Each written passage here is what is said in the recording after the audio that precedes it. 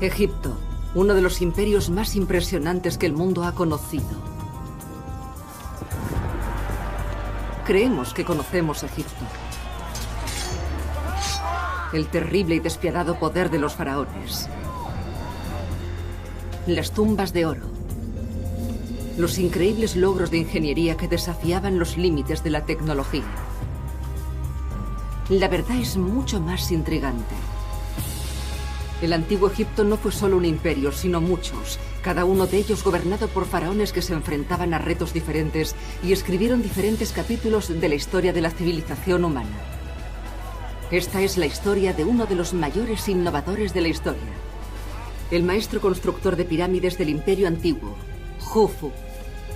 No es un cuento de hadas sobre crueldad tiránica e ingeniería milagrosa, sino la historia de un pueblo con una inquebrantable fe en un solo hombre.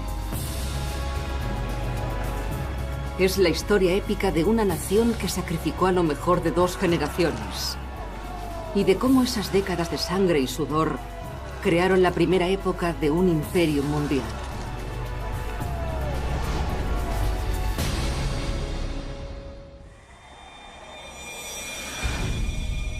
Durante casi 4000 años, la Gran Pirámide de Giza fue la estructura de fabricación humana más grande del planeta. Se construyó en el punto álgido de lo que hoy conocemos como el Imperio Antiguo. Fue una época anterior a la generalización de la escritura y los documentos sobre ella son muy pocos. Eran hombres principalmente analfabetos, con herramientas sencillas, y pudieron crear una de las maravillas del mundo. Las pirámides ocupan nuestra imaginación como algo misterioso e insondable. Para entender la Gran Pirámide, tenemos que entender a una sombría figura de la historia, un enigmático faraón llamado Jufu. ¿Cómo pudo su pueblo construir una estructura tan ambiciosa? ¿Cuál era su propósito? Por suerte, este monumento puede darnos algunas respuestas. Si se sabe cómo interpretarlas, están en las piedras, los pasadizos y las cámaras de este increíble edificio. Y en el cuidado y la precisión de los ingenieros que lo construyeron. A través de todo esto, podemos revivir esta antigua civilización. Sus preocupaciones, su sistema de creencias, pero por encima de todo, su dedicación a Jufu, el faraón que durante 20 años fue el ser humano más poderoso del mundo conocido. Para entender a los egipcios del Imperio Antiguo, hay que entender su religión y su complejo concepto del otro mundo.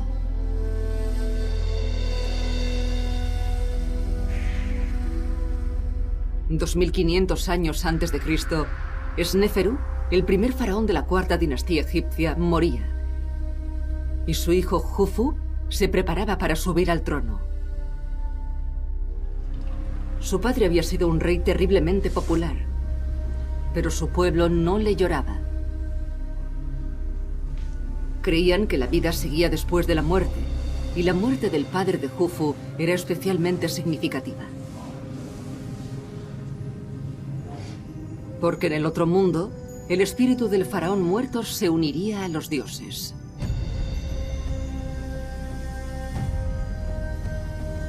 Desde la muerte, el espíritu del faraón podía influir en los dioses, animarles a cuidar a los vivos y cuando llegara el momento, guiar a sus espíritus hacia el otro mundo.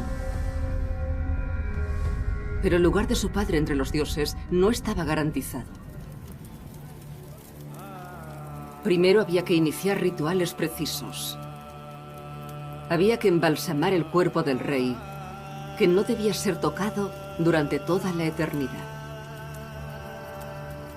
Estos 2 rituales eran tan importantes que incluso mientras se preparaba el cuerpo de Sneferu, hay pruebas que indican que Jufu estaba planificando su propia muerte. Su vida sería poco más que una preparación para el otro mundo, donde podía dar a su pueblo seguridad y riqueza durante toda la eternidad.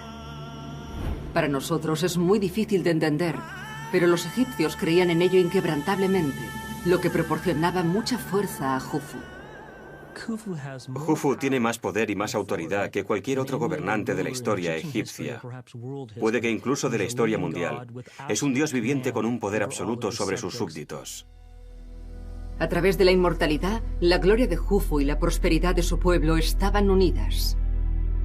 La clave estaría en la conservación de su cuerpo muerto. Y ningún faraón en la historia hizo más para asegurarse de que su momia estaría a salvo que el padre de Jufu, Sneferu. Para intentar entender cómo vivían los antiguos egipcios, tenemos que explorar las ciudades que construían para los muertos.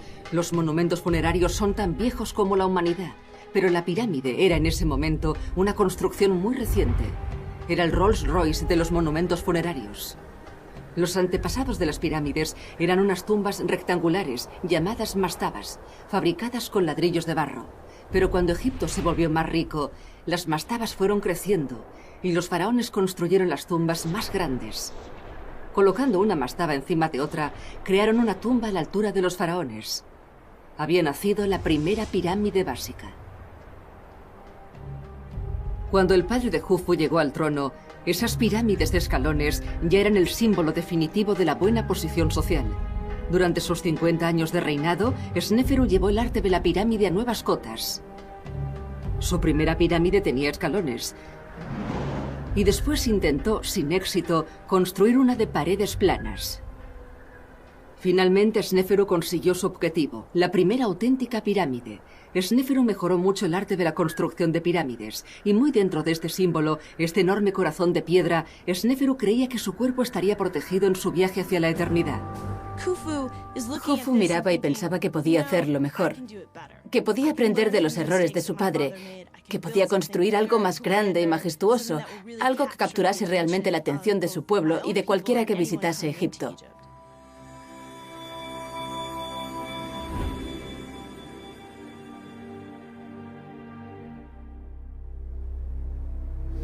Los hijos de los hombres poderosos a menudo quieren marcar su propio territorio, tener un impacto visual sobre el paisaje.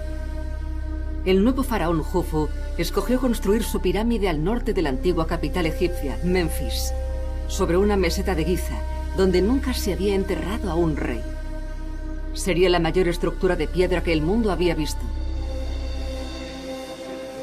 El padre de Jufu murió creyendo que había perfeccionado la pirámide, pero Jufu quería llevar esa forma de arte a la última expresión y cimentar su propio lugar en la eternidad. Dedicaría todos los recursos de la nación a su mastodóntico proyecto. Este es un monumento que Jufu construía para decir: aquí estoy, miradme, soy el rey, tengo poder, tengo riqueza. Por otro lado, también era su tumba. Y Jufu pensaba que necesitaba un lugar en el que pudiera transformarse, desde el que pudiese elevarse hacia el otro mundo y unirse a los dioses. El proyecto costaría una fortuna, pero Jufu era increíblemente rico. La fuente de la prosperidad de Egipto era uno de los mayores ríos del mundo, el Nilo. El río estaba lleno de peces, percas y bagres. Era una ruta comercial clave, y sus crecidas anuales daban a los granjeros egipcios un agua milagrosa y una tierra increíblemente fértil. Egipto es el regalo del Nilo. El resto de Egipto es un gran trozo de desierto. El Nilo es el torrente sanguíneo de Egipto, su autopista. El motivo por el que Egipto sobrevive en mitad del mayor desierto del mundo, el Sáhara. Pero a pesar de su riqueza, el éxito no estaba asegurado. Una pirámide tan grande llevaría décadas, y en el antiguo Egipto, incluso los faraones podían morir jóvenes. Si Jufu no vivía lo bastante para terminar su gran pirámide, sus sueños de inmortalidad se destruirían, y la seguridad de Egipto y las almas de los egipcios correrían peligro. Incluso siendo joven era muy importante que Jufu empezara a hacer su pirámide y la terminara durante su vida. No sabía cuánto tiempo gobernaría, podía morir en cualquier momento. Los egipcios creían que la relación privilegiada de su faraón con los dioses estaba íntimamente relacionada con la generosidad del Nilo. Que el Nilo creciera se debía en parte a que las cosas funcionaban bien en el mundo en un sentido cósmico. Los dioses estaban tranquilos, estaban contentos, las cosas se hacían bien. Pero si Jufu quería una pirámide que asombrara a los dioses, necesitaría gran cantidad de mano de obra. Unos 25.000 jóvenes sanos. Sería la mayor movilización de gente de la que había sido testigo Egipto. ¿de dónde los sacaría? Jufu poseía miles de esclavos extranjeros de sus incursiones en Libia y Nubia. Y siempre se ha creído que esos prisioneros construyeron la Gran Pirámide. La historia encaja con nuestras fantasías en Technicolor sobre las maravillas egipcias construidas gracias a la sangre y el sudor de los esclavos, a sus vidas rotas. Pero no es cierto. Los actuales análisis del ADN tomado de los trabajadores demuestran que no eran extranjeros, sino egipcios. Gente libre. Y ahora creemos que había buenas razones para que Jufu no tuviera que obligarles a trabajar en su gran proyecto. Ser alguien que ayudaba a garantizar que el faraón llegase con éxito al otro mundo era una contribución importante para la sociedad. Formaba parte de una póliza de seguro cósmica. Si como egipcio querías asegurarte de que el rey estuviese bien enterrado, trabajar en su pirámide era de una gran importancia personal. Cada trabajador se involucraba emocionalmente en la realización del proyecto. La relación de Jufu con su pueblo era mucho menos tiránica y mucho más paternalista de lo que se creía. Pero durante mucho tiempo fue difícil entender por qué tantos granjeros egipcios podían dejar de producir comida sin mermar la economía egipcia. Actualmente, los egiptólogos creen que la respuesta está en el flujo y el reflujo estacional del río. Los egipcios organizaron la construcción en base a la estación de crecidas del río. Las crecidas hacían que los granjeros dejaran de trabajar hasta 4 meses al año. Si se organizaba el calendario con precisión, Jufu podía ofrecer una alternativa atractiva. Las crecidas anuales del Nilo eran muy importantes para la construcción de la pirámide, porque cuando el río se desbordaba, había 3 o 4 meses del año en los que los campesinos no podían trabajar la tierra. Así que el rey fue listo y lo organizó todo para que durante esos 4 meses en los que igualmente no tendrían trabajo, pudiesen sacar algún provecho. Organizar los periodos de más trabajo de construcción durante los periodos de crecida era una solución que hacía feliz a todo el mundo. El Nilo crecido era también el medio más eficaz para transportar hombres y materiales. Esta antigua vía fluvial de más de 6.600 kilómetros de longitud alimentaba el gran proyecto de Jufu. Como el lugar de construcción, en Giza, estaba a casi 8 kilómetros de sus orillas, los ingenieros prepararon un sistema de canales a través de los campos que los separaban. El edificio que iba a ir tomando forma era más que una tumba y una fortaleza.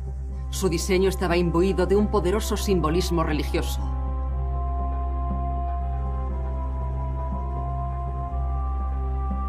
Ahora se cree que quizá la clásica forma de pirámide simbolizaba la creación del mundo. La primera parte de la Tierra en elevarse por encima del agua fue una gran montaña. Los egipcios la llamaban Tak-Yenen y la convirtieron en uno de sus dioses. Como el jardín del Edén, ese lugar era armonioso y pacífico, un paraíso terrenal. Ese primigenio estado de perfección era conocido como Maat. La forma de la pirámide imita la tierra emergida y representa ese estado perfecto. Maat es básicamente verdad u orden, los buenos modos como lo opuesto al caos. Así que para los egipcios era el Maat, el orden, contra el caos. Y el mundo siempre era caótico y el rey tenía que mantener el equilibrio entre los dos. La pirámide de Jufu tenía que seguir estrictamente las reglas del Maat. Era la chispa mágica que transformaría un gran montón de piedras en una escalera hacia la otra vida. Su primera e importantísima acción fue alinear la pirámide con los cielos, el hogar de los dioses.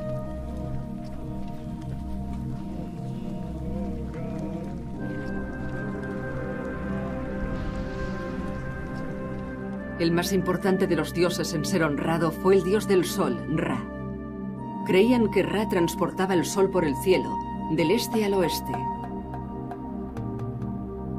Cuando la pirámide se terminara, los muros del este y del oeste estarían orientados hacia el sol que salía y se ponía para honrar el viaje de Ra. Pero la alineación este-oeste no fue la más importante. Jufu y sus sacerdotes creían que aunque el estado perfecto del Maat no solía conseguirse en la tierra, podía encontrarse en el cielo nocturno, junto a su estrella del norte, Tuban. Al diseñarla para que apuntase a la estrella del norte, conseguían una conexión más fuerte entre su propia conservación del orden y el orden en el cielo.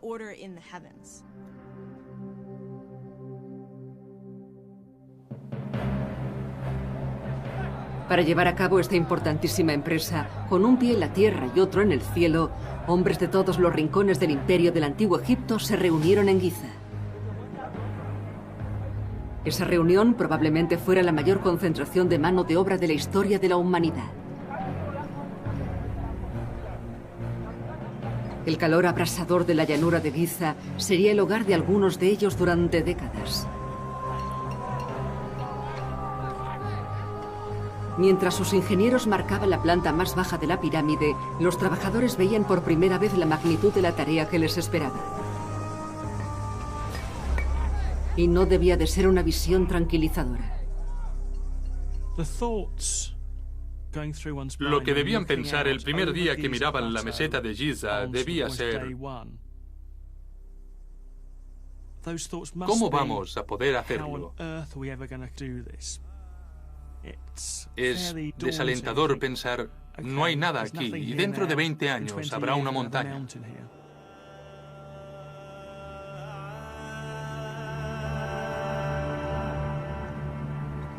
Esos hombres no solo tenían que construir la pirámide antes de que muriera Jufu, sino que además tenían que construirla a la perfección.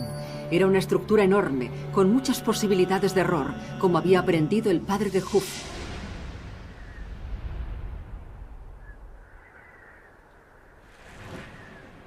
Sneferu había conseguido la primera pirámide perfecta con la pirámide roja, pero por el camino cometió graves errores. Su primer intento de conseguir una auténtica pirámide acabó con un desastre. Situó la estructura en una zona de desierto cuyos cimientos no eran del todo estables. Al elevar los lados, los cimientos empezaron a resquebrajarse.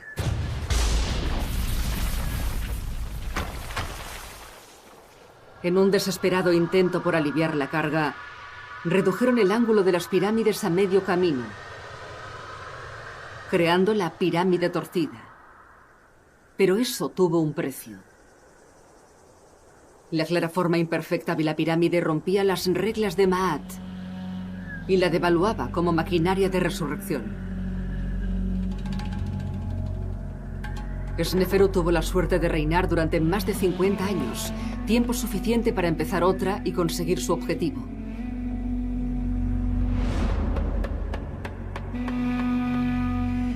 Pero Jufu no podía permitirse ese lujo. Quizás solo tuviera una oportunidad para conseguir su pirámide, y su prioridad era asegurarse de que la pirámide se construyera sobre unos cimientos firmes. Jufu no quería repetir los errores que había cometido su padre. Buscaba un sitio donde los cimientos de piedra caliza fueran un poco más fuertes, donde pudiera aprovecharlos para construir un monumento enorme. Por eso, en una tierra principalmente compuesta por barro y arena, los investigadores de Jufu descubrieron el lugar perfecto en la rocosa meseta de Giza. Los cimientos de Giza le prometían solidez a Jufu, pero también tenían otra ventaja: una inagotable cantidad de piedra caliza de primera calidad.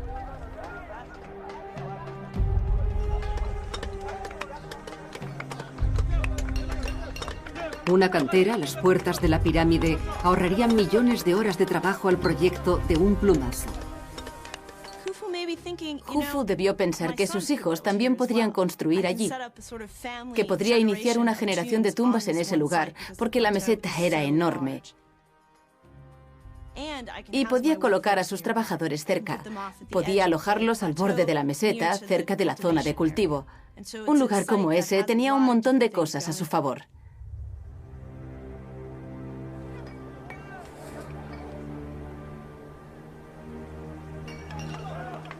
La pirámide se tragaría casi 2,5 millones de bloques de piedra caliza, con un peso medio de 2,5 toneladas cada uno. Algunos de los bloques de la base de la pirámide eran incluso más grandes, de hasta 15 toneladas. Jufu y sus ingenieros habían empezado bien, Tenían unos cimientos sólidos y una gran cantidad de piedra, pero todavía se enfrentaban a un problema. Tenían que asegurarse de que cada etapa se construyera al mismo nivel.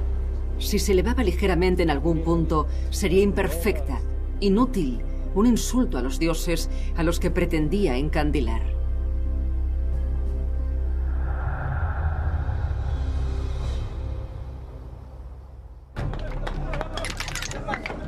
Los egiptólogos creen que los ingenieros utilizaban un sistema de nivelación básico pero eficaz.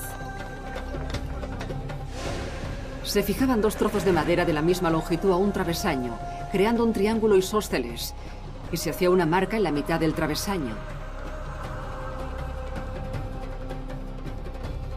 Una plomada colgada del vértice hacía intersección en el travesaño, en la marca, solo cuando se colocaba una superficie nivelada.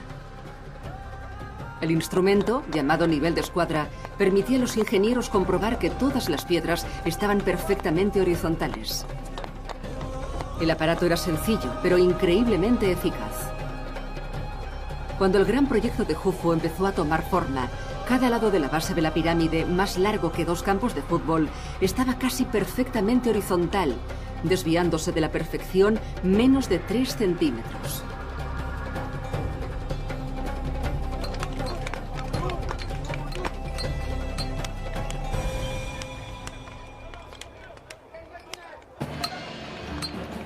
En la cantera, los trabajadores se enfrentaban a un horario desalentador. En una semana de 10 días, solo tenían un día de descanso. Sabemos que los equipos de los hombres de las canteras cortaban y entregaban un bloque de piedra cada 3 minutos para la pirámide. Cada bloque de piedra caliza se arrancaba de las rocas y se cortaba a la medida necesaria. Tenían herramientas muy sencillas, mazas y cinceles primitivos fabricados en cobre, un material relativamente blando. Por suerte, la piedra caliza es más fácil de cortar que muchos otros tipos de piedra.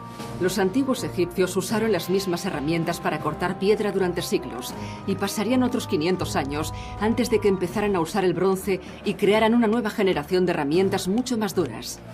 Como sus antepasados, los constructores de Jufu confiaban en su insistencia y en la cantidad de hombres que tenían para conseguirlo. Lo fundamental de la tecnología egipcia de la época era la tecnología práctica. No les interesaban las especulaciones. ¿Qué necesitamos para hacer el trabajo? Eso era todo lo que pensaban. Cuando las piedras estaban preparadas, los trabajadores de la cantera las llevaban hasta el lugar de la construcción. Aunque la cantera estaba cerca de la pirámide, era una tarea mastodóntica, ya que muchas de las piedras pesaban varias toneladas. ¿Cómo llevaron 6 millones de toneladas de piedra hasta las caras de la pirámide emergente? Nuevamente, parece que la solución fue sencilla y práctica.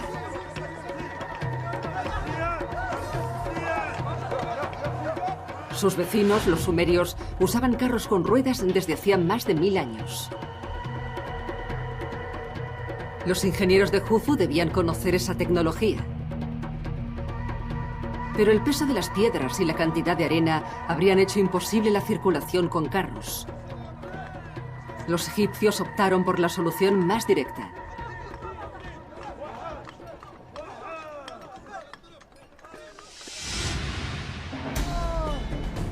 Construyeron una enorme rampa y simplemente arrastraban los bloques sobre planchas de madera. La rampa estaba hecha de escombros y piedras de la cantera y tenía tiras de madera para ayudar a la plancha a moverse con más facilidad. El sistema de rampas y planchas existía desde hacía al menos un siglo y permitía que 20 hombres subieran bloques de piedra de 2 toneladas a las caras de la pirámide. En el pasado, la negativa de los egipcios a utilizar carros se ha visto como un ejemplo de su arraigado tradicionalismo. Pero no era así. Ellos únicamente hacían el trabajo sistemáticamente.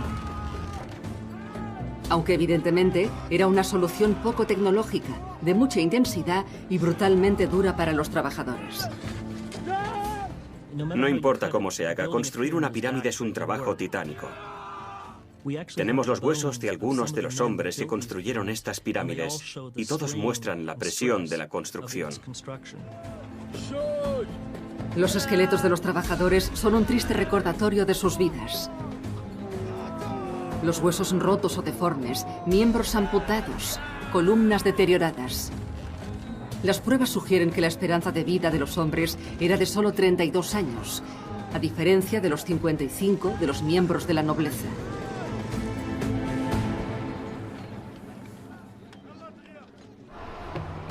Piedra a piedra, la gran pirámide de Jufu iba creciendo. Los bloques llegaban a la pirámide sin estar completos. La parte de abajo y uno de los lados eran planos, y los mamposteros de la obra terminaban el resto de superficies, alisando los lados y la parte superior para crear superficies perfectamente niveladas. Pero la gran cantidad de mano de obra que tenía asociada presentaba su propio problema logístico. Siempre se ha creído que fueron unos 25.000 hombres los que participaron en este proyecto. 4.000 picando, transportando y terminando la piedra, y más de 20.000 en trabajos de apoyo.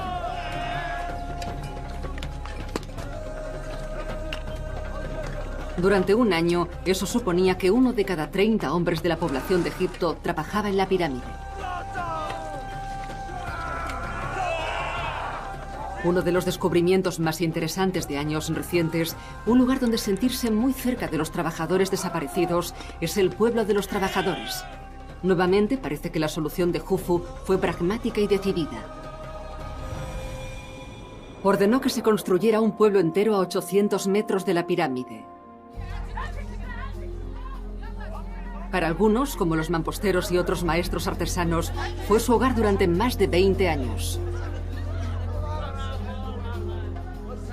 El alojamiento era sencillo, pero el pueblo tenía una infraestructura muy sofisticada, con panaderías, tiendas de arcilla y bares, e incluso maestros y médicos. Las escrituras de los egipcios más normales muestran que había un auténtico espíritu de comunidad y un animado ambiente callejero. Si ibas a la pirámide a trabajar durante 2, 3 o 10 años, tenías a toda tu familia allí. Tus hijos iban a la escuela. Tenías instalaciones médicas y había lugares para divertirse. Las mujeres tenían trabajo, así que era una ciudad grande y muy próspera. Cada trabajador tenía una ración diaria de 10 barras de pan por familia y otra muy generosa de cerveza. Para los campesinos era una vida increíble.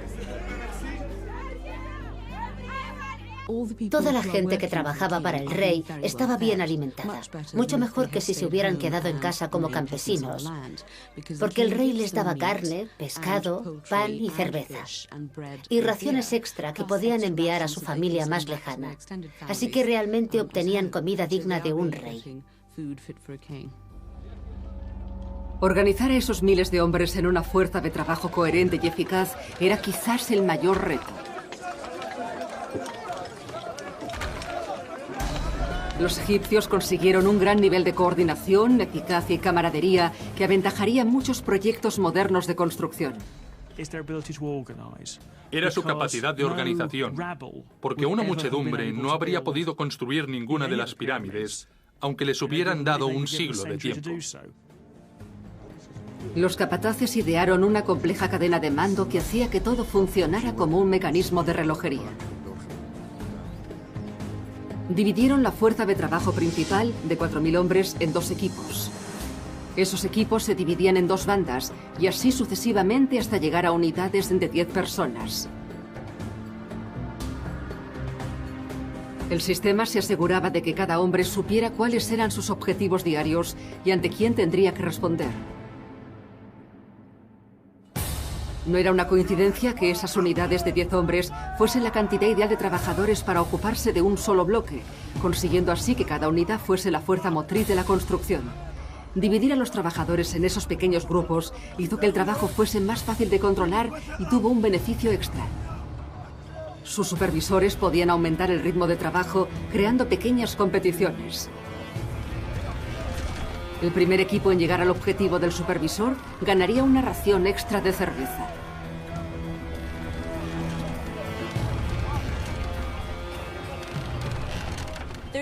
Se ideaban muchos trucos psicológicos para hacer que la gente trabajara más rápido, para que compitieran un poco para levantar la piedra un poco más alta, para poner una piedra más antes de que terminara el día.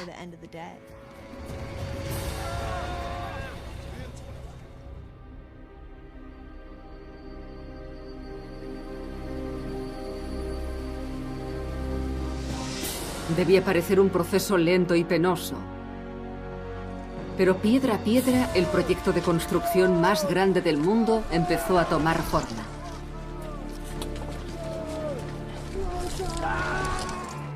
En el Imperio Antiguo, el faraón era una figura muy remota, un rey dios. Si visitaba el lugar, eso habría sido muy emocionante para los trabajadores que consiguieran verlo.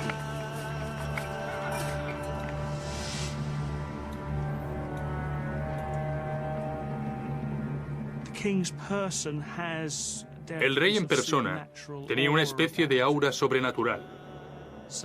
Así que si trabajabas en la pirámide y él aparecía, eso sería algo para contarle a tus nietos. Cuando los cimientos estuvieron en su sitio, la pirámide llegó a un momento crítico.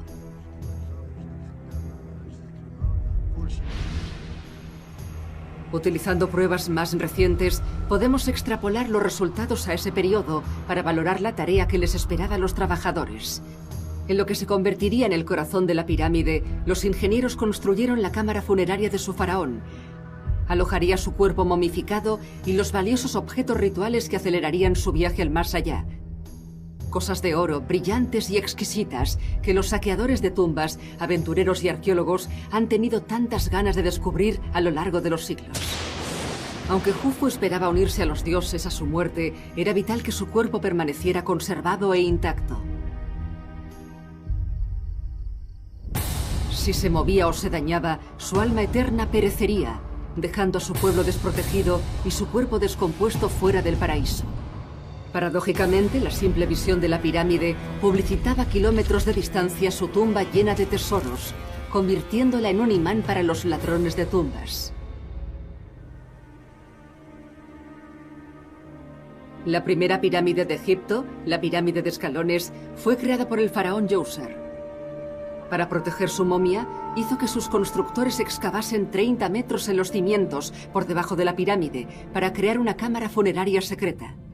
Pero a principios del siglo XIX, cuando unos viajeros oportunistas llegaron a su interior, descubrieron que había sido saqueada por los ladrones.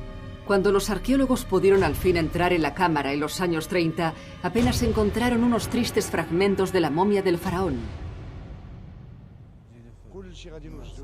Jufu no quería correr el mismo destino, así que los trabajadores de su cuarto interior se aseguraron de que los pasadizos principales se pudieran bloquear con rocas después del entierro. Para disuadir a los ladrones, sus ingenieros construyeron la cámara fúnebre con granito. La piedra se extrajo especialmente de una cantera a 930 kilómetros. Era más dura que el acero y prácticamente imposible de penetrar. Pero la cámara era solo el principio. Su jefe de ingenieros ideó más medidas de seguridad.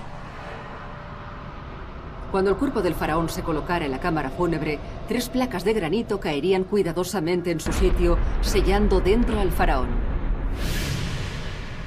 Como tercera línea de defensa, se colocaría otra serie de bloques gigantes, evitando el paso por el pasillo ascendente que uniría la cámara con el pasadizo de entrada principal mediante un granito inexpugnable. Jufu creía que su pirámide sería una fortaleza. Pero cuando la pirámide empezó a crecer, los ingenieros descubrieron un error en sus cálculos. Esta cámara fúnebre fue la primera en ser construida con un techo plano de granito, y se preguntaban si sería lo bastante fuerte para soportar el peso de la pirámide.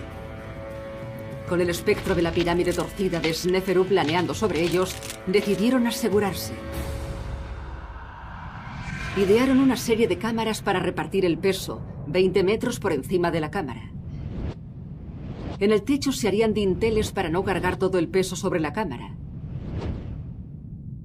Actualmente sabemos que esas cámaras fueron totalmente inútiles, pero tranquilizaron mucho a los arquitectos de la época.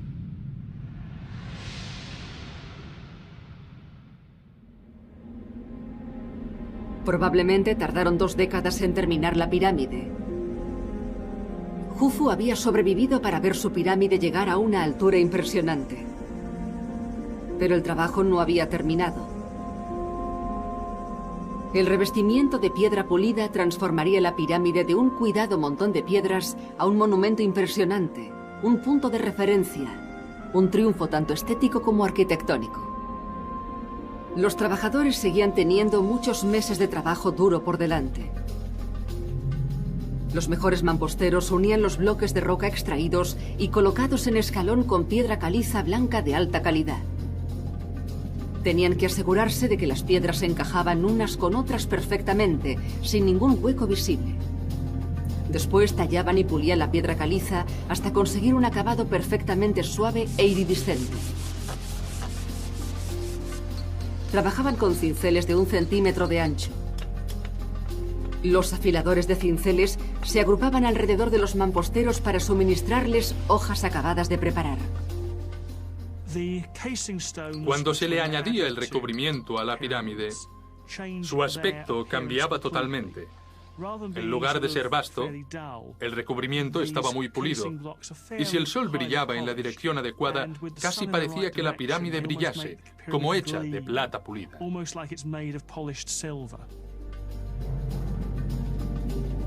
Pero estos acabados eran más que simple belleza.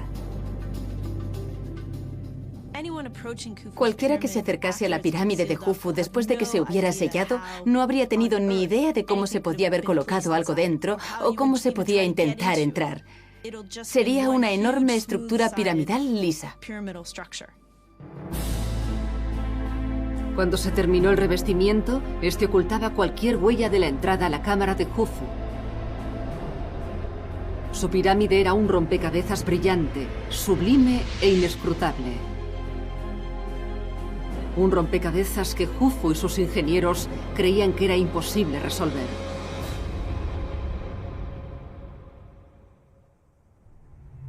Veinte años después de empezar, el faraón Jufu había sobrevivido para ver su obra maestra terminada. Él y sus súbditos habían ganado la carrera contra la muerte y por el camino habían creado uno de los emblemas de la civilización humana.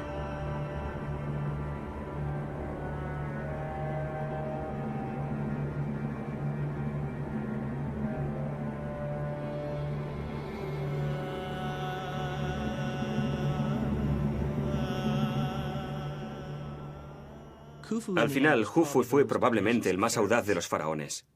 Si quería tener una pirámide completa al morir, debía haber construido una más pequeña, pero construyó la mayor que se había hecho. No había ninguna garantía de que viviría lo suficiente para verla, aunque fuera a medias. Combinando tecnología sencilla con una determinación y una fuerza extraordinarias, su pueblo le proporcionó esa visión. Debió de ser un momento de orgullo e inspiración. El hecho de superar lo que hizo tu abuelo cuando trabajaba para Sneferu debía de ser muy satisfactorio. Y también debía hacer sentir a la gente que probablemente nadie volvería a conseguir algo tan importante.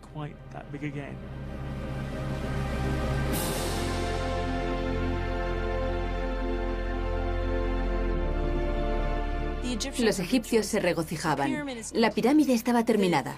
La vida eterna del rey estaba asegurada. Se uniría a los dioses. Mantendría el orden en el otro mundo. En ese momento, todo Egipto lo celebraba. Jufu construyó una pirámide en Giza que era la estructura más alta del mundo y lo continuó siendo durante 4000 años. Pero el faraón apenas tuvo tiempo de disfrutarla.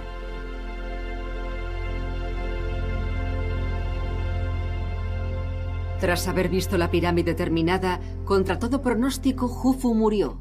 Para nosotros, todavía un hombre de mediana edad.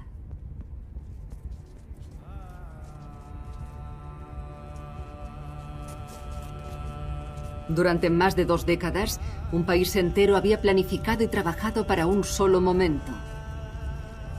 Después pondrían a su faraón a descansar en su cámara de resurrección.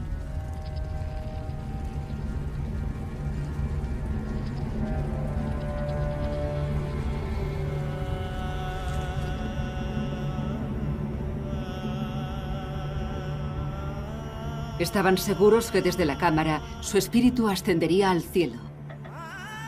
Mientras su cuerpo permaneciese seguro durante toda la eternidad, cuando llegara el momento, ayudaría a sus almas a recorrer el mismo camino.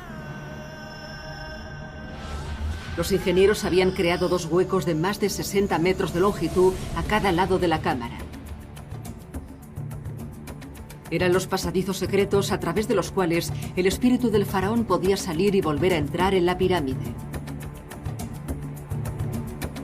Su espíritu residiría entre las estrellas, en el cielo, el hogar de los dioses.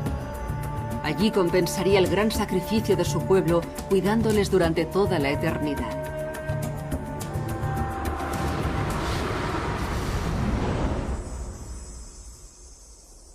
Y para las generaciones de egipcios posteriores a Jufu, debió de parecer que la gran pirámide demostraba que había valido la pena, ya que ofrecía ricas recompensas.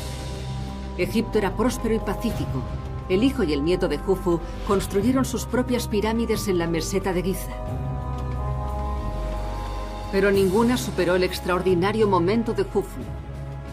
Continuó siendo el pináculo de los constructores de pirámides del antiguo Egipto. El valor divino de Jufu estaba asegurado. Siglos después de su muerte, seguía siendo adorado como un poderoso dios. Y se ha sugerido que la esfinge, mundialmente famosa y todavía totalmente enigmática, pudo haberse tallado como homenaje al ahora legendario rey dios. Tras el reinado de Jufu, Egipto disfrutó de casi 400 años de paz y prosperidad sin pausa. El país era estable y el pueblo dormía tranquilo por la noche, con el estómago lleno. Pero pronto el hechizo tuvo que romperse. El río Nilo, el corazón de Egipto y la fuente de toda su riqueza, empezó a secarse.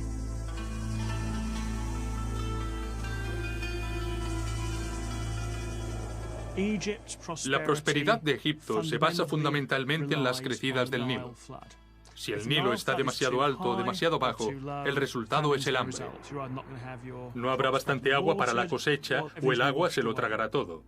Actualmente se sabe con bastante seguridad que eso es lo que terminó con todo. Cuando el Nilo se redujo a un arroyo, no hubo cosecha y el hambre se extendió.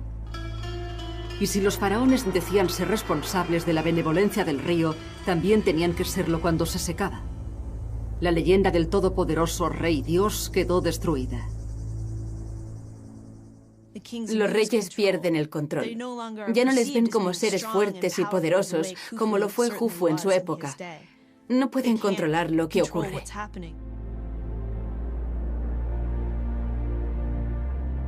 Al final, la estabilidad del imperio antiguo pasó a ser un caos, y los logros arquitectónicos de Jufu nunca pudieron igualarse. Ese visionario faraón iluminó el imperio antiguo durante las primeras etapas de un gran imperio. Jufu tuvo la suerte de vivir en una época de riqueza y abundancia relativamente libre de la amenaza de invasión.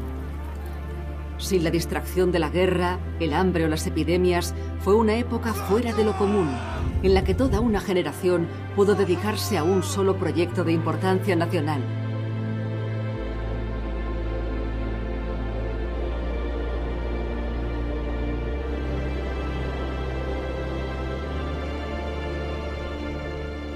Pero el propósito fundamental de la pirámide era enviar a su faraón a la inmortalidad.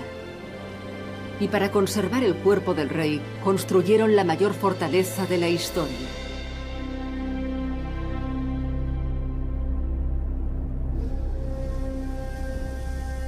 Creían que su ingenioso sistema de seguridad formaría una barrera infranqueable para los ladrones de tumbas más decididos durante toda la eternidad.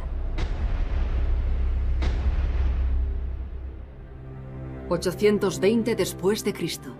Mucho después de que el antiguo imperio egipcio hubiese caído, un califa árabe que buscaba tesoros intentó entrar en la Gran Pirámide. Al encontrarse con los primeros bloques de granito, sus hombres pasaron por encima y entraron por el techo del pasadizo. Al llegar a las rocas que impedían la entrada a la cámara fúnebre de Jufu, simplemente abrieron el marco de la puerta con un cincel, allá donde el granito era más fino. Pero dentro descubrieron que estaba vacía. Alguien había llegado antes. La momia de Jufu, con todos los tesoros increíbles, había desaparecido. Al final, la misión de la vida de Jufu para proteger sus restos por toda la eternidad había fracasado.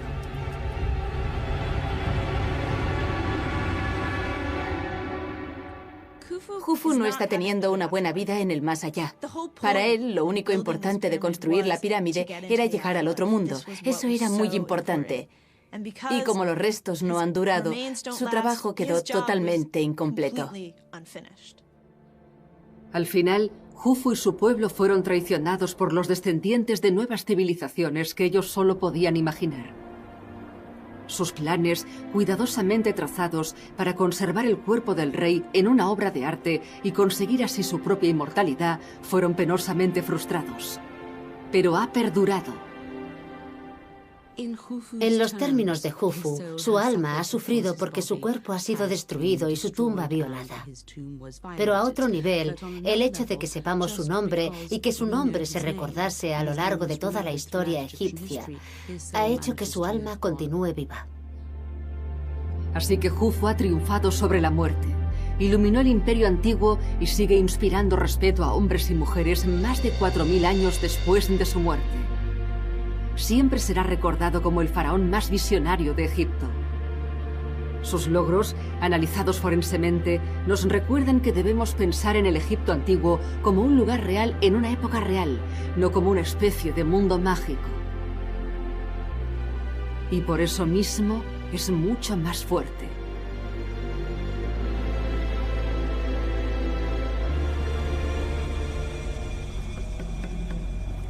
Egipto. Siglo XII a.C. El gran faraón Seti aseguraba la continuación de su dinastía. Los sacerdotes de Seti habían designado a su hijo mayor, Ramsés, como heredero al trono. Ramsés nació en la 19ª dinastía, un linaje inmensamente rico e influyente.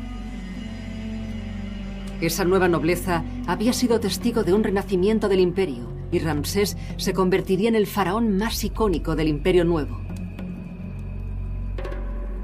Para entender la magnitud de sus logros, tenemos que entender el imperio en el que había nacido y cómo había evolucionado este en los 1300 años transcurridos desde los días del Imperio Antiguo.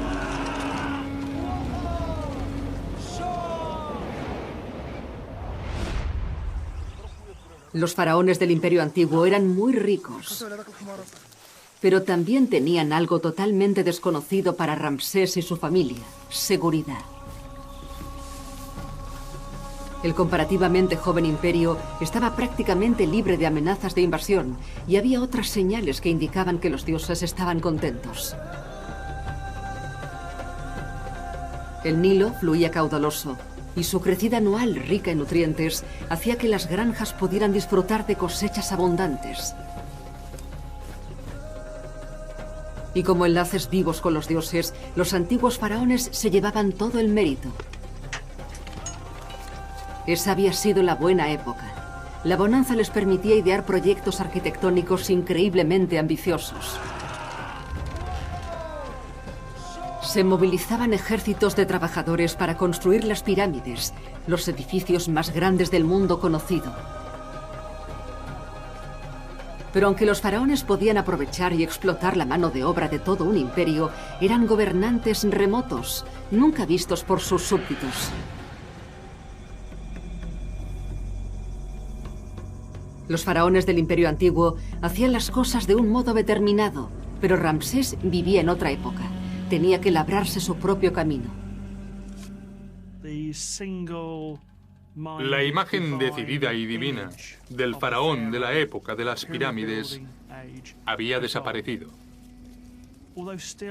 Aunque seguía siendo un ser divino, en el Imperio Nuevo estaba un poco más cerca de la tierra. Ramsés lo sabía muy bien.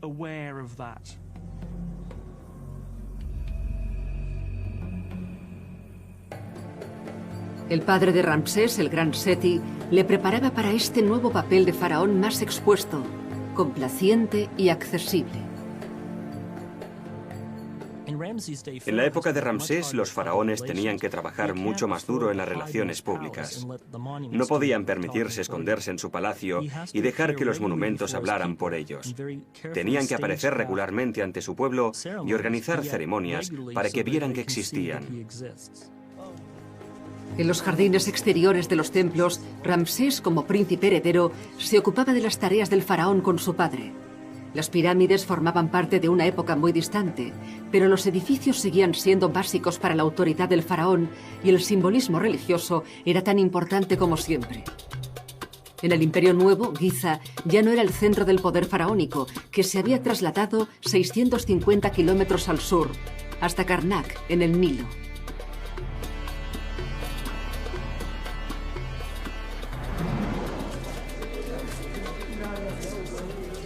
Este es el complejo de los templos de Karnak. Al igual que la Gran Pirámide, las estructuras tenían un poder sagrado y ofrecían un camino visible al más allá. Pero a diferencia de las elitistas pirámides de Giza, los templos de la época eran mucho más accesibles. Una de las primeras tareas de Ramsés fue expandir junto a su padre este lugar religioso.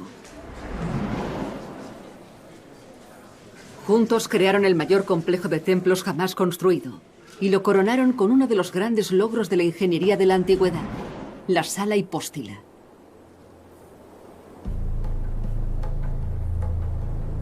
Estas salas formaban un camino entre los bulliciosos patios exteriores de los templos y las zonas sagradas, más escondidas dentro de esa fantasía arquitectónica. 134 altas columnas soportaban un enorme techo de piedra. Las más altas tenían más de 20 metros de altura. En la base hay unos bloques tan gruesos que se necesitan más de 7 personas de la mano para rodear una sola de ellas. Pero como los grandes constructores de pirámides del Imperio Antiguo, los ingenieros de Seti usaron métodos aparentemente sencillos para construir la sala. Mientras las piezas de las columnas iban llegando de la cantera, los constructores las iban poniendo una encima de otra. Los muros de la sala iban creciendo y la sala se llenaba de arena para subir el nivel del suelo, para que cada nueva sección se pudiese colocar en su lugar con facilidad. Cuando se colocaron las piezas del techo, los trabajadores fueron quitando la arena y terminando las columnas mientras bajaban de nivel.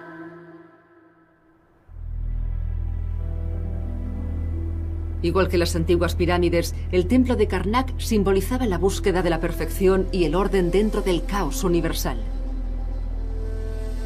Pero eran más que símbolos. Se creía que las deidades vivían en el Sancta Sanctorum, donde solo el faraón y su sumo sacerdote podían entrar. La sala hipóstila, la gran obra de Ramsés, era la encarnación fosilizada de los mitos de creación oral.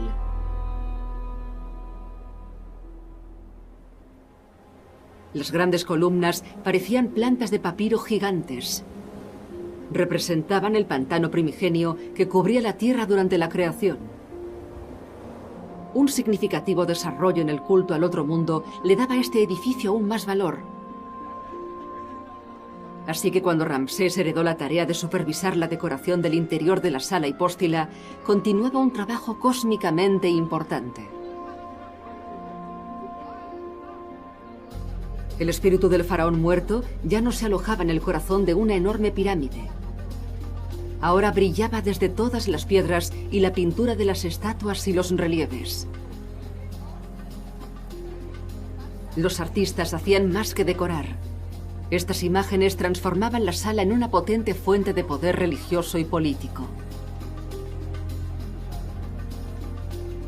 El futuro faraón empezaba a crear su propia marca, Ramsés. Es en los templos donde el faraón proyecta su imagen. Son los carteles en los que puede publicitar su gloria y su fe en los dioses. En parte intentaba impresionar a los dioses, no solo al pueblo en general, así que tenía dos públicos.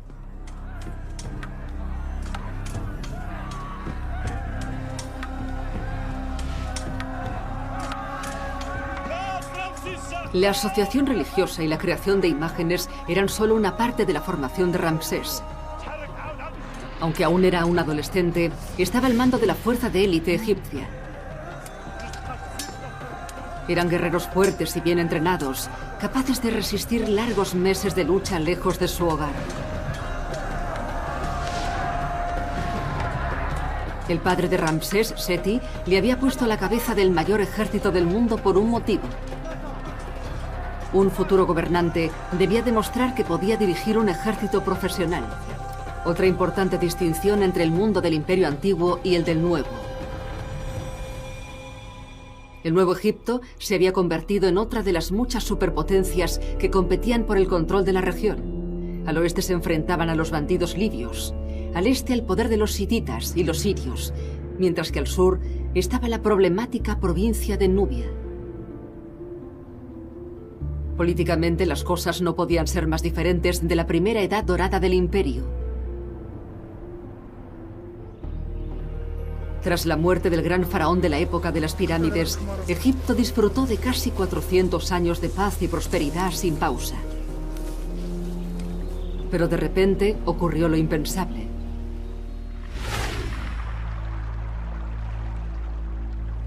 El río Nilo, el corazón de Egipto y la fuente de toda su riqueza, se secó.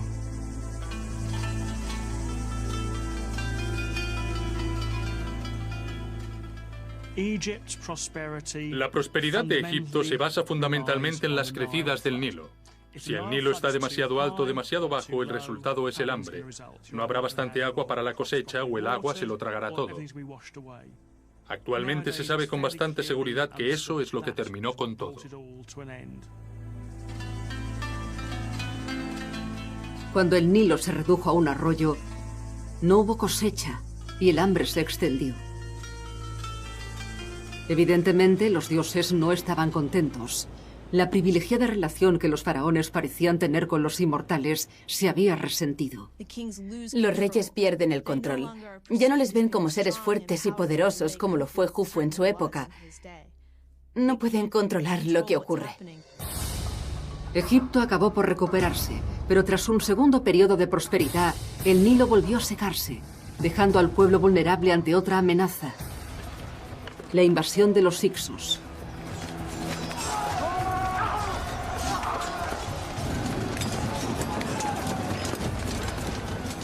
Eran una fuerza conquistadora. Llegaron con carros que los egipcios no habían visto nunca. Llegaron con arcos compuestos de mucho más alcance y precisión. Llegaron con una fuerza que pilló a Egipto desprevenido. El país cayó ante los invasores.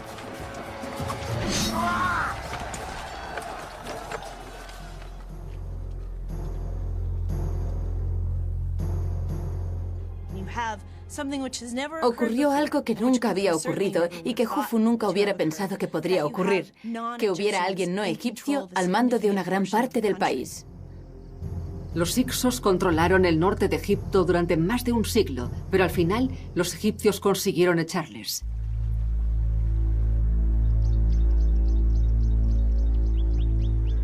El imperio volvía a estar en manos de los egipcios, y el Nilo se recuperó para volver a alimentar su tierra. Surgieron nuevos líderes que fueron coronados reyes dioses.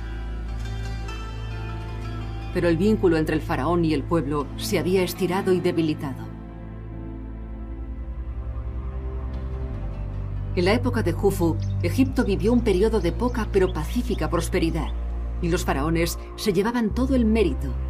Pero los cataclísmicos acontecimientos de los siglos siguientes demostraron al pueblo que sus reyes dioses no eran todopoderosos después de todo, y que sus fronteras no eran para nada inexpugnables. Con todo eso en mente, se preparó Ramsés para las habilidades necesarias para un faraón moderno, el poder militar y la confianza de su gente. Seguro que Ramsés estaba impaciente por ser faraón. Tenía el mejor entrenamiento que podía desear un futuro faraón gracias a su padre, Seti I, que le preparaba a fondo para subir al trono. Pero seguro que él quería el trabajo para él solo. Al final, Ramsés tuvo su oportunidad.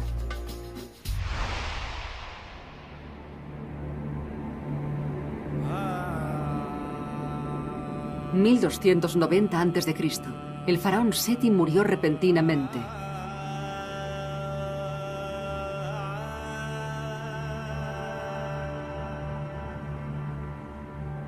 Ramsés fue coronado rey de Egipto.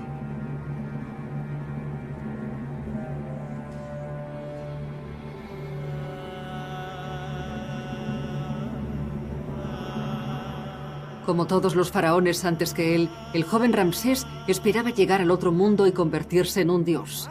Pero antes estaba decidido a dejar su huella en el mundo mortal. Era un hombre que sentía el peso de la historia sobre sus hombros. Sabía que en la nueva época construir grandes templos no era suficiente. Había que verter sangre.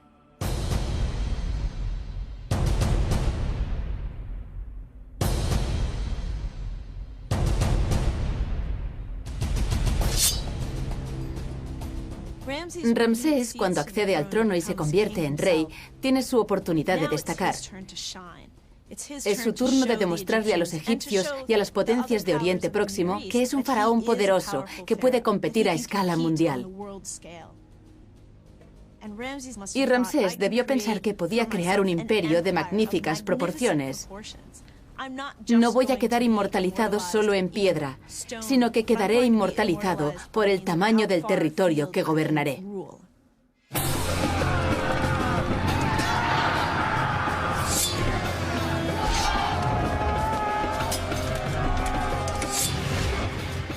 Tras haber reinado solo 4 años, el joven rey desplegó sus fuerzas al este de Egipto.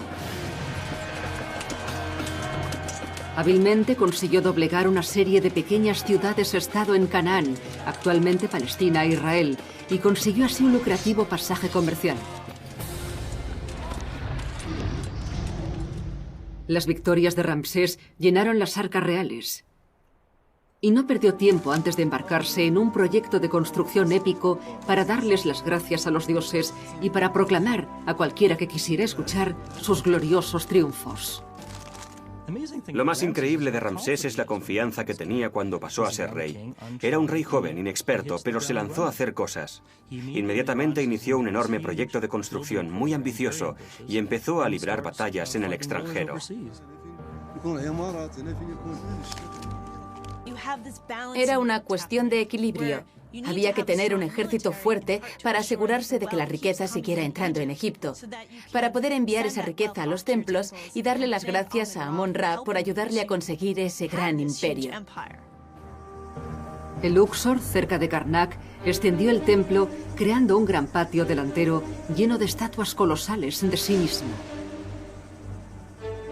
Y ante ellas plantó 2 obeliscos gigantes tallados a partir de bloques de granito rosa.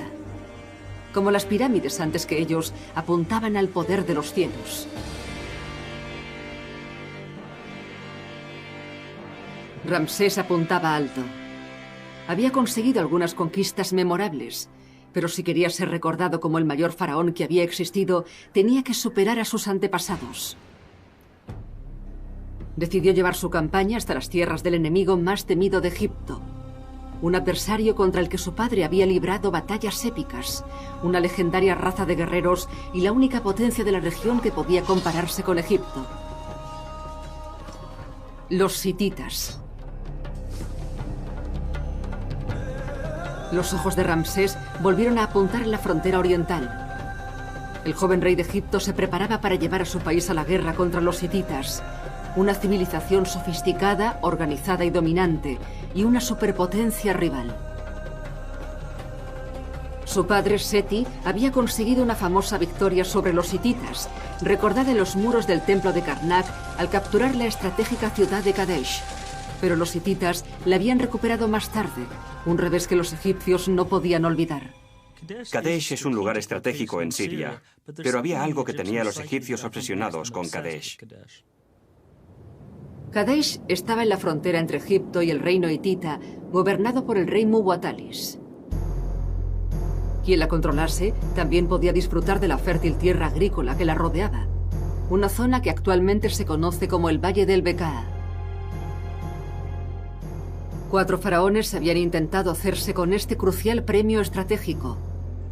Ramsés puso en juego su reputación para triunfar allá donde tantos de sus predecesores habían fracasado. Ramsés se jugaba mucho en Kadesh. Era un faraón joven. Los egipcios querían conseguir uno de los valles y los territorios más ricos de la zona.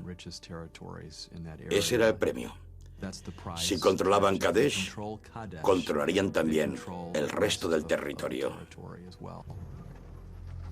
5 años después de subir al trono, Ramsés llevó a su ejército a 650 kilómetros de Egipto, a una llanura, actualmente en Siria, al oeste de Kadesh.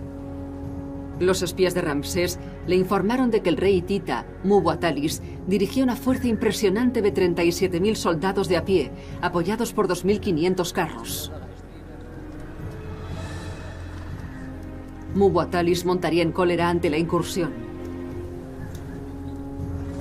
Pero el joven faraón tenía motivos para tener confianza.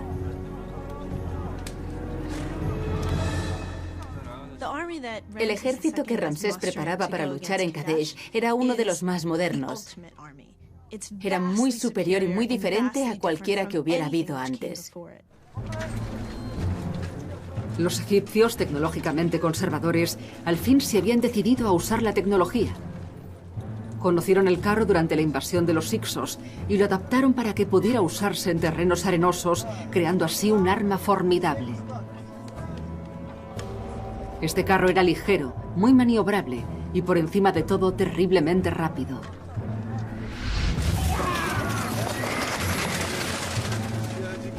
En el carro también iba el arquero, armado con un nuevo arco compuesto que combinaba madera y hueso para más flexibilidad y potencia.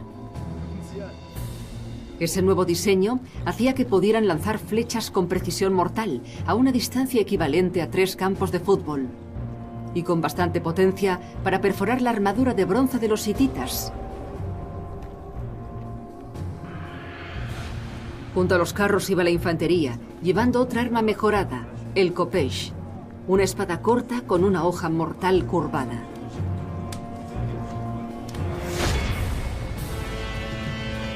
Ramsés estaba a punto de poner a prueba esas armas en el mayor reto al que se había enfrentado.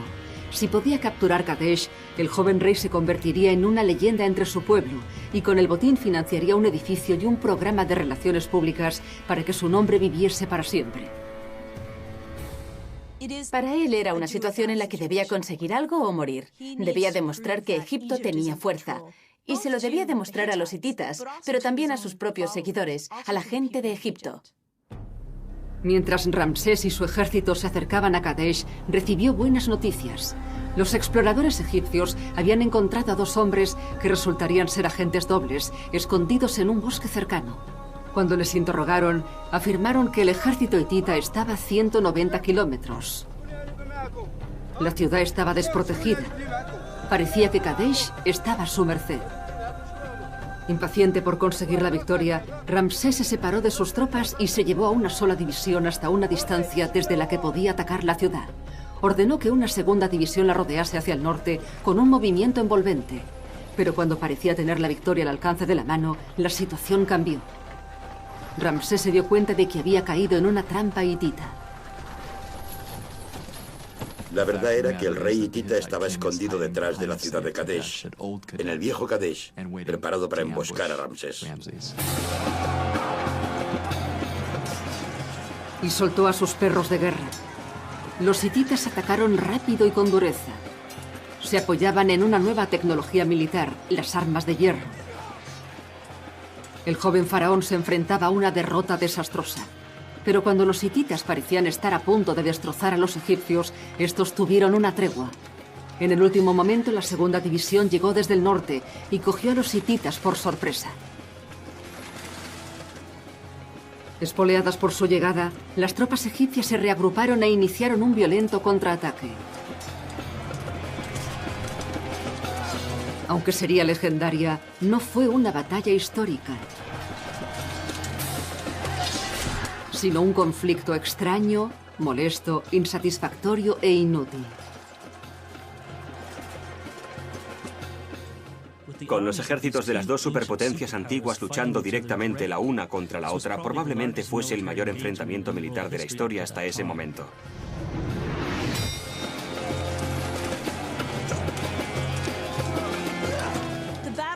La batalla entre Ramsés II y los hititas fue enorme. Hubo sangrientas matanzas en ambos bandos. La batalla se cobró miles de vidas, pero al final no hubo ningún vencedor.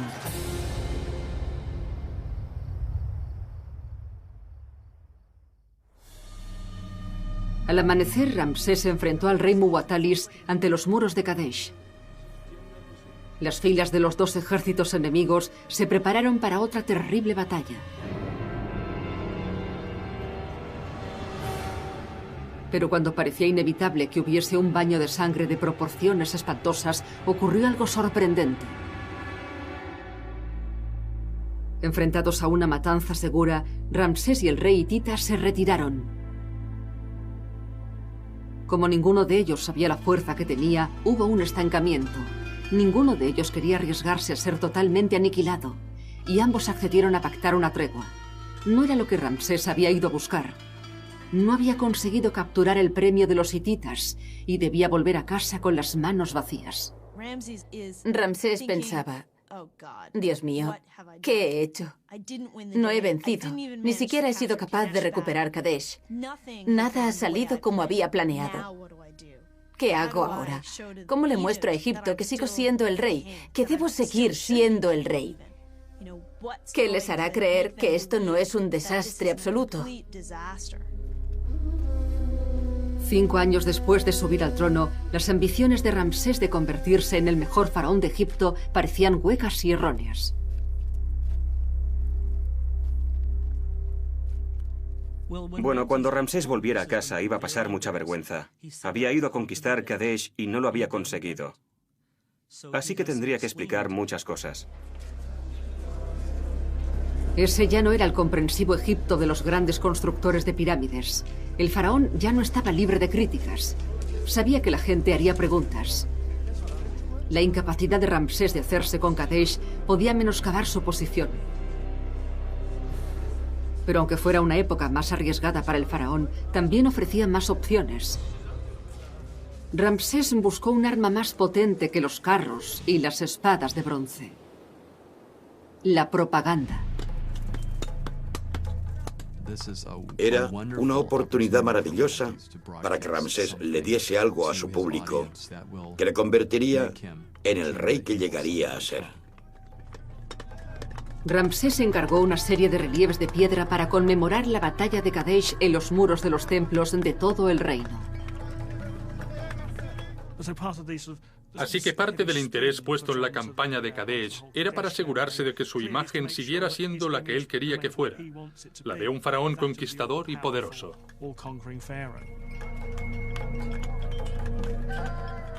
Cuando hizo su propio relato de la batalla de Kadesh, Ramsés demostró que era un gran publicista de la antigüedad.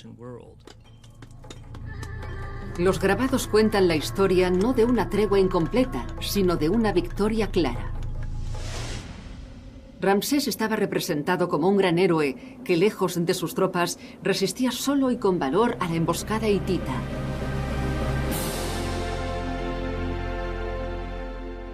Afirmaba que les había dado una paliza, pero no lo había hecho. No iba a mostrar lo que había pasado de verdad, sino lo que a él le hubiera gustado que ocurriera. Así que la imagen que tenemos aquí le muestra deshaciéndose de los hititas prácticamente solo, abriendo camino, haciéndolos huir y aplastándoles con sus caballos y sus carros. Y así creó un sentimiento de patriotismo, y él se convirtió en la personificación de Egipto. Fue un golpe maestro político. Ramsés había vuelto a escribir la historia y había dejado su propia versión de los hechos escrita en piedra para siempre.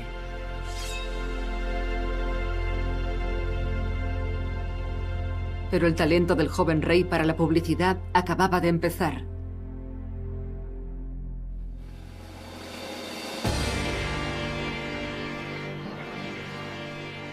Abu Simbel, en la frontera sur de Egipto con Nubia. El 6º año del reinado de Ramsés eligió ese lugar para construirse un monumento a sí mismo. Algo tan sumamente majestuoso que seguiría siendo admirado mucho después de su muerte.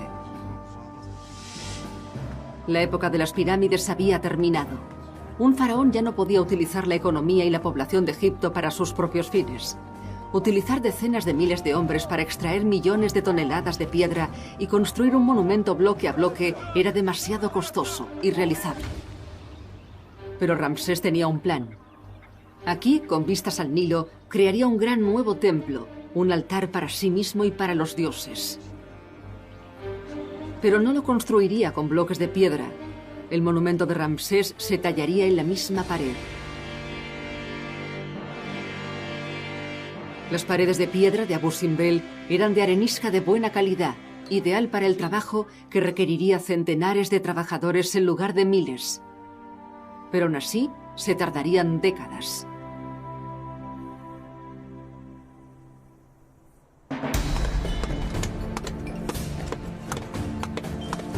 ...1284 a.C. Hábiles mamposteros empezaron a trabajar en Abu Simbel.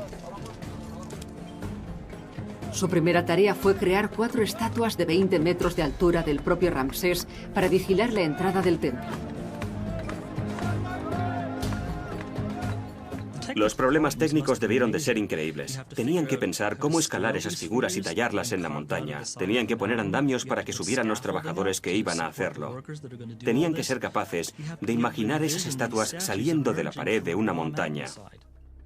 Los enormes hombros de piedra representarían el alcance y la potencia de Ramsés, pero también tenían otro objetivo, que le relacionaba con su antecesor, Jufu. Buscaban la inmortalidad.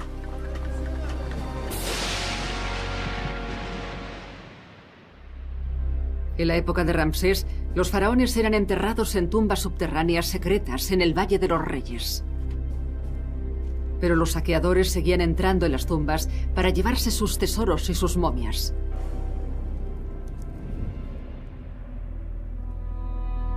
Ante esa amenaza, las creencias egipcias sobre la consecución de la inmortalidad fueron evolucionando gradualmente. Ya no era esencial que los restos mortales del faraón no se moviesen durante toda la eternidad.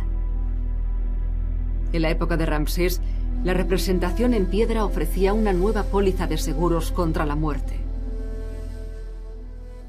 Al tener su cara y su nombre, eran símbolos mágicos, símbolos de poder, símbolos que llevaban implícita la inmortalidad.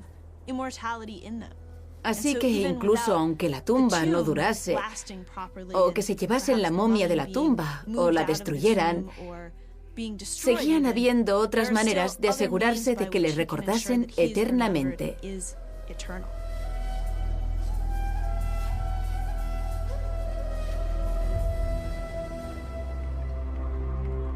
Las esperanzas de vida eterna de Ramsés estaban puestas en los grandes monumentos, y no hay ninguno mayor que Abu Simbel. Igual que los constructores de pirámides, tenía que terminarlo antes de morir, pero tenía apenas una fracción de la mano de obra de los faraones del Imperio Antiguo. Y las herramientas para tallar apenas habían cambiado en los 13 siglos que habían pasado desde las grandes pirámides. La única innovación significativa habían sido los cinceles más resistentes, hechos de bronce.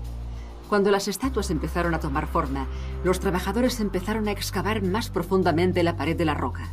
El templo terminado se internaría unos 60 metros en la montaña. El interior de Abu Simbel tenía que estar alineado cuidadosamente con los movimientos del sol. Como a Ramsés le gustaba llamar la atención, planeó colocar una sorpresa espectacular en las entrañas de su templo. Un espectáculo de luz digno de los dioses. Pero en realidad, Ramsés seguía inquieto por sus antiguos enemigos. Los hititas. Ramsés lanzó un nuevo asalto, golpeando en el territorio enemigo. Pronto se embarcó en otra serie de batallas frustrantes. Capturaba las ciudades y el enemigo recuperaba el control cuando su ejército se marchaba a conquistar nuevos objetivos. Si en algún momento moría, su templo quedaría inacabado y correría el riesgo de no gozar de vida eterna. Podía acabar siendo un faraón olvidado, un don nadie, un alma perdida.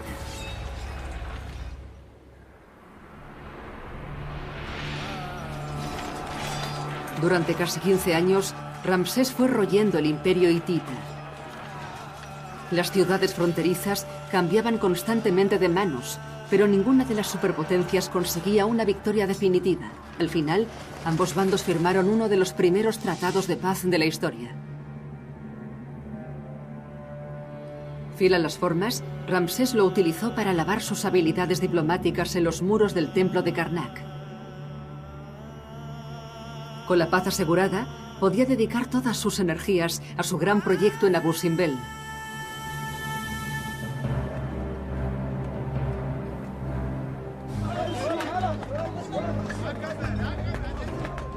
Fue un plan muy descarado. Un rey nuevo rico que anunciaba a bombo y platillo el poder de su dinastía. Puede que no utilizara la misma cantidad de trabajadores que construyeron las pirámides, pero centenares de egipcios sudaron por él, dándole forma a una gran pared de roca en un monumento a la altura del faraón.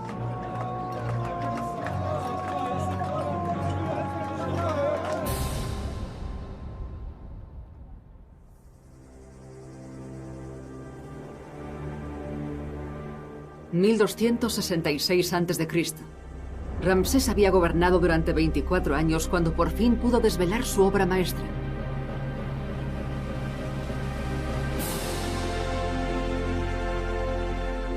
Su homenaje a sí mismo. Su egocéntrico regalo para los dioses.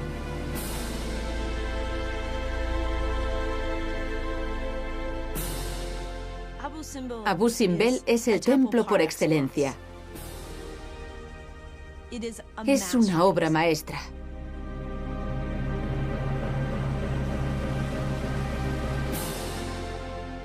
Tiene al rey, tiene a las deidades y sirve a un propósito determinado: la restauración del orden, asegurándose de que el caos no entre en el mundo, pero lo hace de un modo terriblemente estético.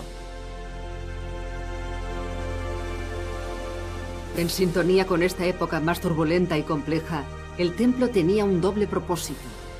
También era un aviso imponente para los vecinos del sur de Egipto.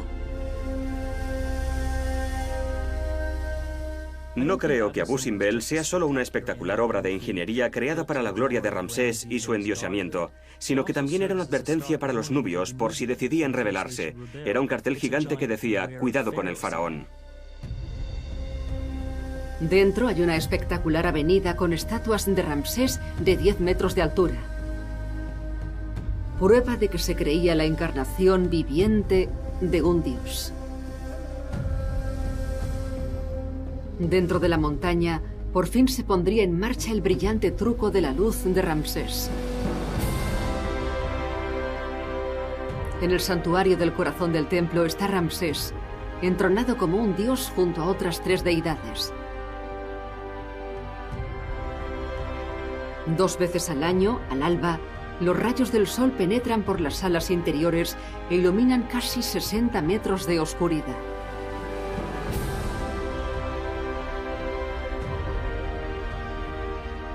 Aquí iluminan al deificado Ramsés y a sus compañeros dioses.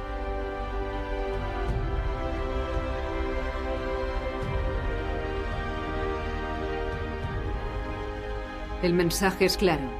Aquí Ramsés superará la larga noche de la muerte y vivirá para siempre.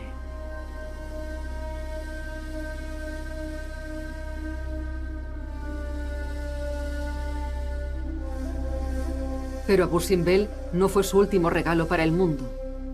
Animado aún por su propio éxito, más viejo cada día, Ramsés concertó una cita con la fama eterna.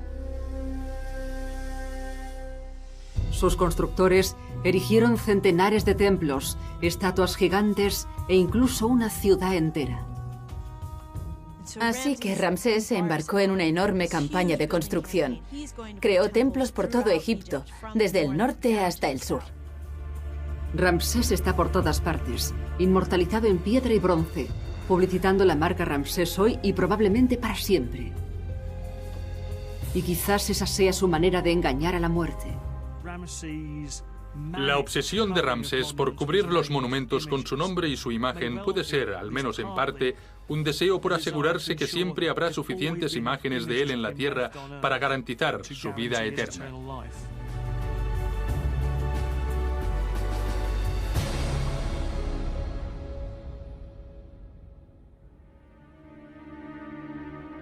A pesar de toda una vida de guerra, Ramsés vivió casi hasta los 90 años.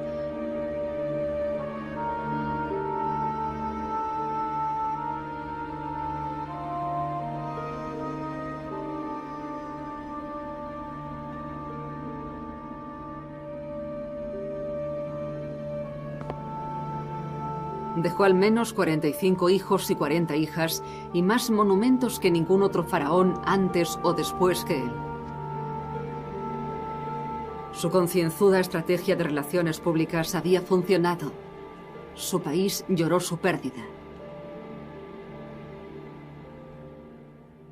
Debió de ser una gran conmoción que Ramsés muriera al fin. Hay que recordar que vivió el triple que la media de los egipcios de su época. Tenemos que pensar lo traumático que debió ser perder un líder que había dirigido tu vida durante todo ese tiempo. Ni siquiera tu abuelo recordaba a otro rey. Ramsés había servido bien a su país y le había dado 3 generaciones de paz y seguridad, trayendo a la tierra la armonía integral del Maat. Los sacerdotes conservaron su cuerpo según los rituales que habían sobrevivido desde el Imperio Antiguo. Entonces, al menos una momia de faraón había sido protegida por un sistema de seguridad sin precedentes, con enormes placas de granito. Pero la momia de Ramsés no se colocó en una pirámide. Estaba destinado a una tumba secreta excavada en la montaña en el Valle de los Reyes. ¿Funcionaría el engaño? ¿Frustraría a los ladrones de tumbas?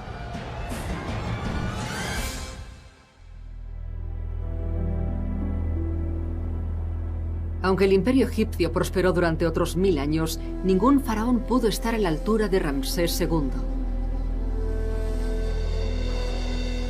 Había gobernado en Egipto durante 67 años, dejando tras de sí gran cantidad de monumentos.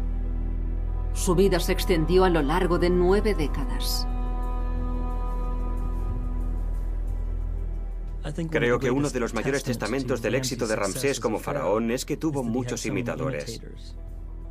Desde Ramsés III a Ramsés XI, varios faraones intentaron imitar a Ramsés II, pero ninguno pudo igualarlo, ni en la duración de su reino, ni en la grandeza de sus logros. El descubrimiento del último destino de Ramsés seguiría siendo un misterio durante otros 1000 años. El 6 de julio de 1881, el egiptólogo Emil Brugsch bajó por las paredes de Deir el-Bahri, cerca del Valle de los Reyes, hasta la entrada de una cueva. Dentro descubrió un depósito secreto de unas 40 momias. Las inscripciones revelaron que la mayoría de ellos eran faraones egipcios con sus reinas. Después de que saquearan sus tumbas originales, les habían vuelto a enterrar sin objetos de valor, un truco para frustrar a otros aprendices de ladrones de tumbas. Uno de ellos era el cuerpo del hombre considerado el faraón más importante de todos los tiempos, Ramsés II.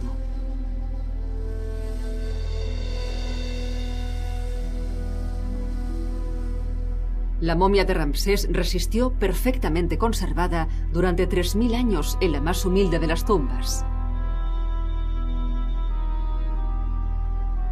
Los análisis científicos han revelado que era increíblemente alto para su época, 1,70 m. Durante su juventud era pelirrojo, y eso lo reprodujeron con tintes durante el embalsamamiento. Al morir sufría una artritis grave y tenía muchas caries. Pero esa espléndida y marcada cara había visto muchas cosas.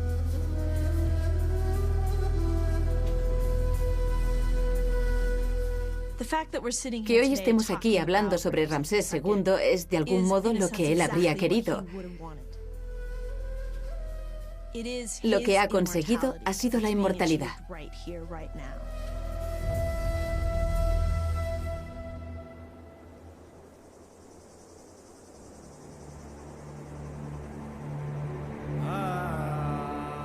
Los logros arquitectónicos de Ramsés y Jufu, el gran constructor de pirámides más de 1000 años antes, nunca serían igualados. Estos dos faraones crearon la mejor época del imperio. Y los contrastes entre sus vidas ilustran el profundo cambio en la civilización egipcia.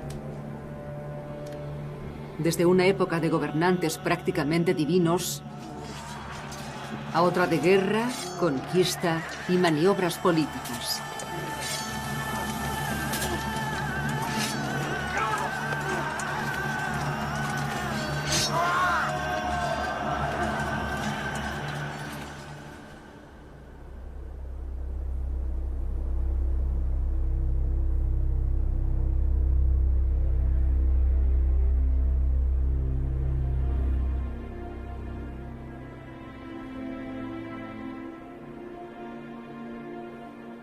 Ramsés expandió las fronteras de su país y durante 4 décadas protegió el imperio de sus poderosos rivales.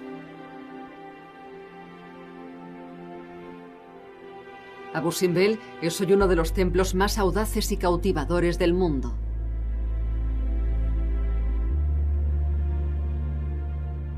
Pero el legado arquitectónico de Ramsés se extiende más allá de ese monumento. Sus edificios y sus bravuconas estatuas se pueden encontrar en todo Egipto. Quizá más que nadie, Ramsés fuera un gobernante imaginativo y vanguardista, que hizo más que sobrevivir en una época compleja y peligrosa. Prosperó. Hombre hábil en la guerra, en la política y en la propaganda, personificaba los profundos cambios que había vivido el gran imperio egipcio.